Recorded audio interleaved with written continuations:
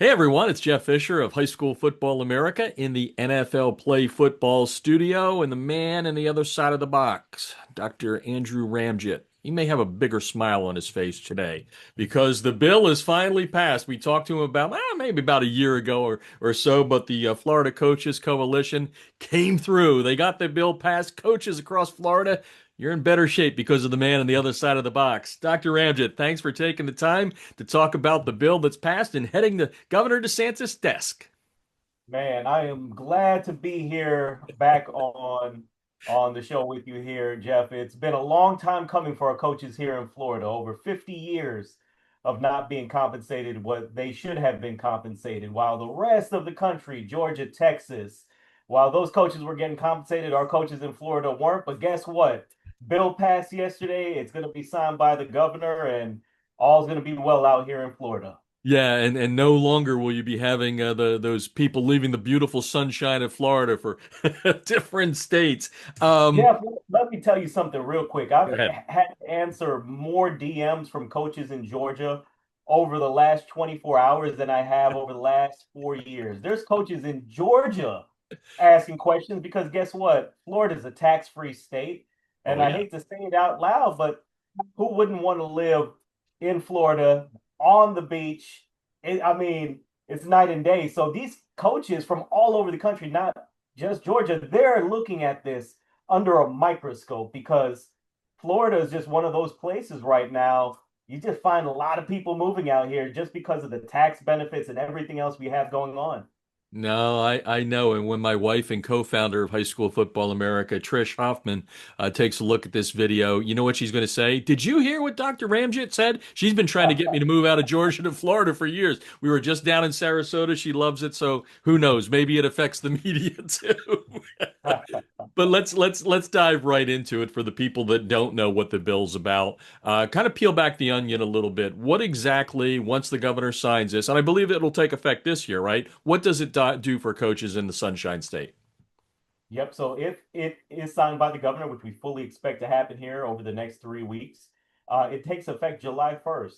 Okay. So what the bill exactly does, it addresses two things. The first thing that it does, it addresses the transfer issue we have out here in Florida. And I know this is an issue that's really just become much more amplified all across the country. You have certain student athletes in Florida that have transferred multiple times over a school year to different schools to play different sports. So you'd have a student that would play football at one school, then he'd go play basketball at another, then he'd run track at a third school. So that became an issue here in the state. So this bill rains down on it, and it does. A student cannot transfer. He cannot play athletics in more than one school in a school year, uh, outside of just certain reasons, death in the family being one of them. Just it has to be a important, what's the word I'm looking for here? I'm drawing a blank, but it has to be a reason behind it. It just can't be, well, we don't like the school. Like a job or So something like that. yeah, Father got a job or something. exactly. Okay. A job transfer from a parent, and it has to be supported by documentation. Right. The second piece of the bill, which is where we got involved, is the compensation piece. This is huge. So, what this part of the bill allows for is for booster clubs to pay coaches and activity sponsors with no cap. It also allows for athletic directors to be recognized as administrators because, unfortunately, in a lot of different counties here in Florida, they're not recognized as administrators. They're recognized as teachers on assignment Mhm. with a supplement. They get recognized as administrators. And the third piece is if a coach or activity sponsor want to approach a superintendent to be classified as an administrator, they can do that as long as the superintendent and school board approves and as long as their salary is less than that of the superintendent. Why that piece was in there, I'm not entirely sure. I think there were some superintendents out there that realized that, hey, there's a lot of guys out there that may be coming into Florida that are going to draw a pretty big paycheck, and it's maybe an ego thing. I don't know, but Yeah. it's Well, because you look at it this way. Jeff, if you have one of those football coaches that are classified as an administrator, they're making a six-figure salary, guess what? They could add that booster piece to on top of it, which is huge out here in Yeah. Florida. Oh, no doubt. Well, last week we did a story on a coach out in Beverly Hills. Yeah, the same one from 90210 that's getting 205,000 for a program that hasn't had a lot of success. We know we have a coach here in Georgia at Carrollton, Joey King, who's making well over 200,000. So that may be why the superintendent rule was put in there because it may be the sky's the limit when you get to the sunny skies of Florida. Before we rolled the tape, you said to me when I said, "Hey, that smile looks pretty big," and you said, "Yeah, it is." And I said, "You must be on cloud nine." And then you said, "Yeah." Then I started thinking about what's ahead. So what is ahead? I guess it's not just the bill gets signed and then you take vacation. Oh no, there's no days off here. You know, Cloud Nine, it lasted, the bill passed yesterday afternoon around 4 p.m. And, Cloud Nine lasted until about 6 a.m. this morning when I woke up and there were so many unread text messages.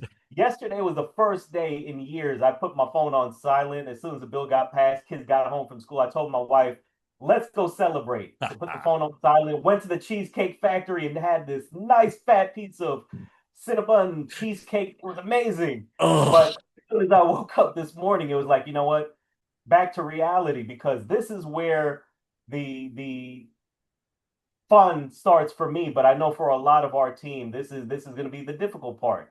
This is where we start answering the questions of coaches. This is where we start advocating in front of different school boards. The bill does not guarantee that school boards have to be on board with this, right? It's going to okay. be on a case by case basis. School boards have to approve of the booster clubs being in their district. And we have had some school districts that have come out and said, yes, we're going to be working on this. And we have had some, it's usually those larger metropolitan school districts that have said, not quite yet.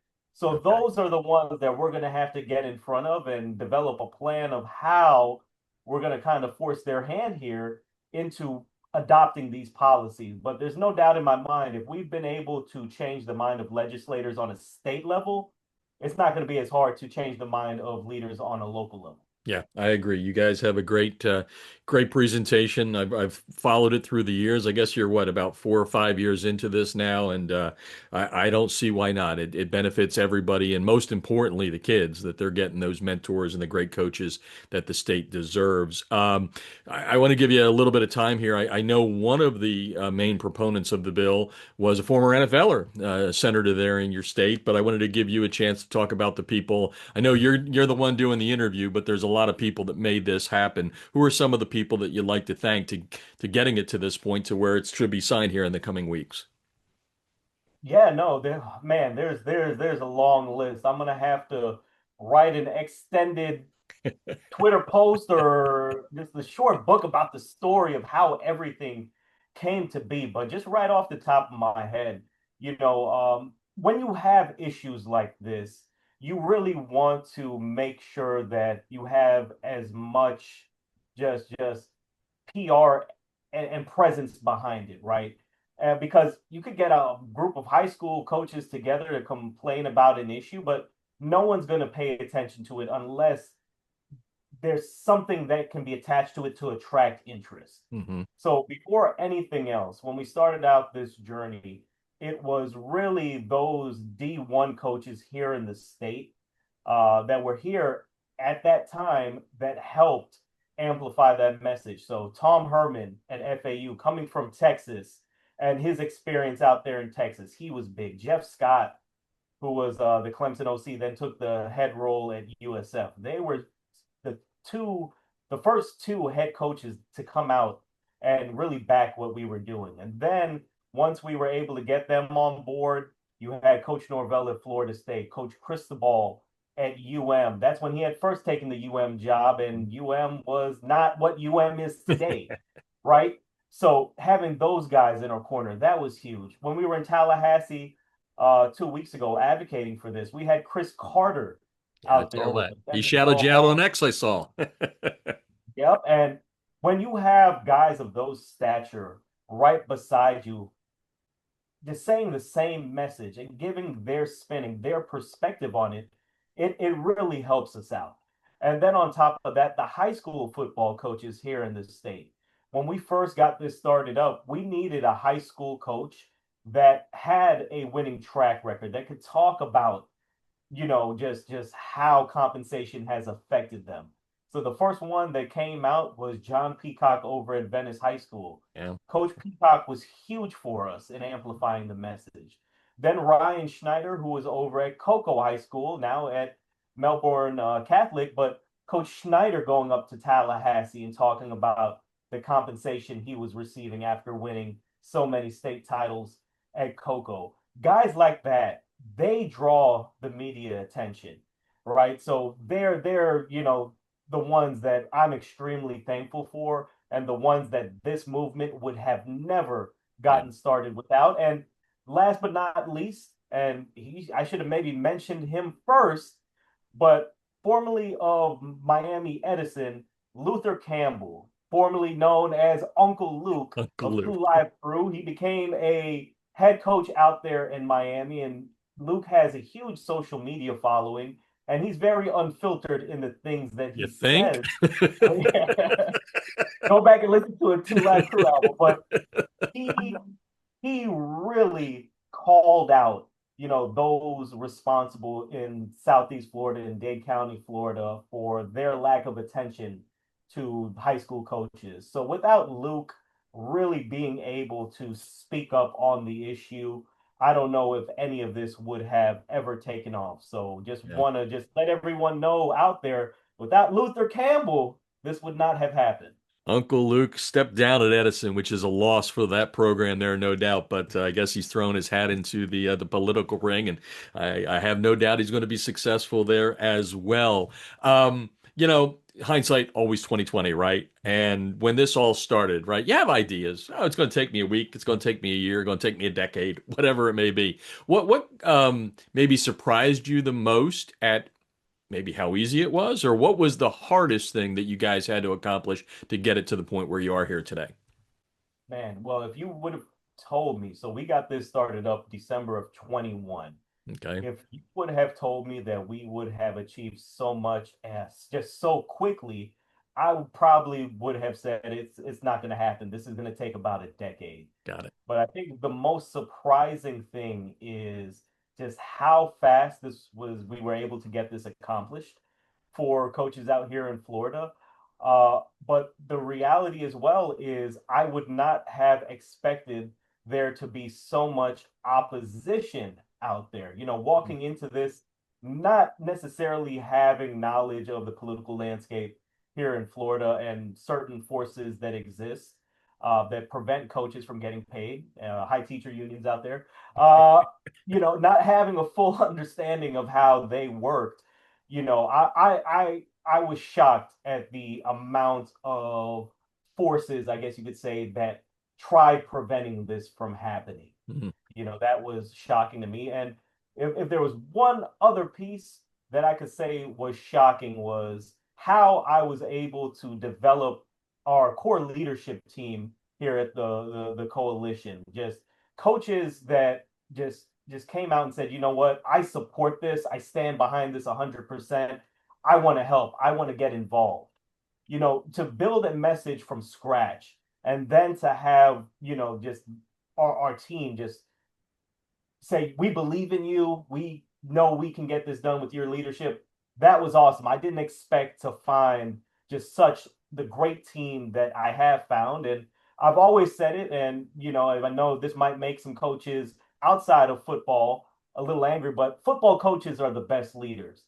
They deal with the most adversity, they deal with the most pressure, and that pressure builds diamonds. And football coaches are just hands down the best leaders that we have here in our state. So having a team comprising mainly of football coaches it's really helped to accelerate this message. Yeah, I've said it for years. I mean, High School Football America tells the story of America through the lens of football, and you can't do that unless you have a football coaching profession that is second to none. And we have that across America.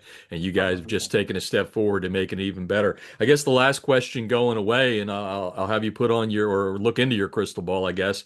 You know, with this happening and the law being signed as you expect it to be. Can you kind of think into the future and what does Florida high school football look like in 10 years? It's already right, depending where you're from, one or two or three, whatever it is, if you're Texas, Florida, Georgia, Southern California, whatever. Where is Florida high school football in 10 years? Right where it is right now, number one, except all pieces that comprise of Florida high school football will now be where they need to be. Coaching, coaching compensation. Student athletes will only get better because they're going to be more developed. They're not going to have to deal with a new coach every single year. I Hmm. mean, all aspects of athletics here in Florida will feel the effects of the bill that was passed yesterday. And in 10 years, you're going to see Texas playing catch up with Florida. You're going to see Georgia playing catch up with Florida because Florida is going to be the leader in all aspects of high school athletics here in Florida.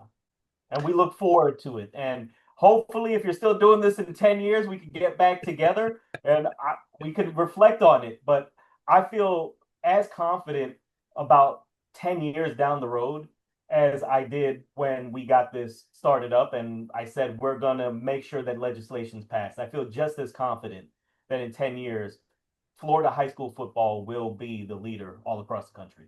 Yeah, I have no doubt. I mean, it's going to be interesting. Remember, this guy has been relevant, meaning me, for 52 years. That was the first time I got a check 52 years ago. So I've been doing this, and as I listen to you, all I can think of is all of my friends, my coaching friends in Pennsylvania, where the stipend's probably just as bad, if not worse, than Florida, going, oh my gosh, I might need to try and book a ticket and send some resumes out to Florida.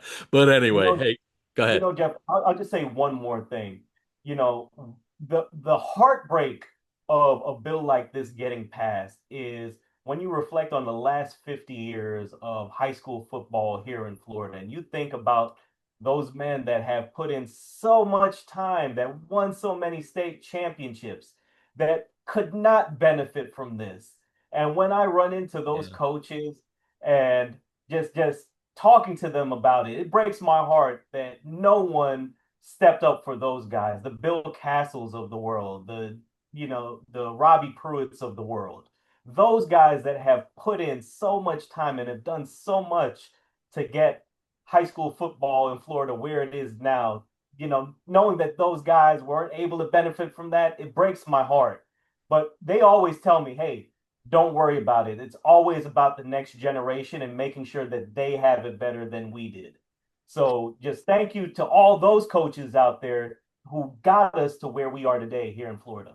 Yeah, no, that's very, very well said. You got to remember the people before you. It kind of reminds me of, the modern day athlete, right? Making all the millions and all those guys, the great ones before didn't, but they usually say good things and say, yep, we're just blazing the trail for the next generation. So, wow, Dr. Ramjit, thank you for taking the time. I am so happy for you. I'm happy for the coaches there. I'm happy for the sport there. Nothing but greatness will come out of this, and we appreciate you taking the time with us and continue grinding and fighting the good fight. I'm sure you're going to keep winning as we move forward. No, I appreciate that, Jeff. And thank you to everyone that has supported the movement out there. If you want more information, visit us on Twitter at PayFLCoaches or on FloridaCoaches.com.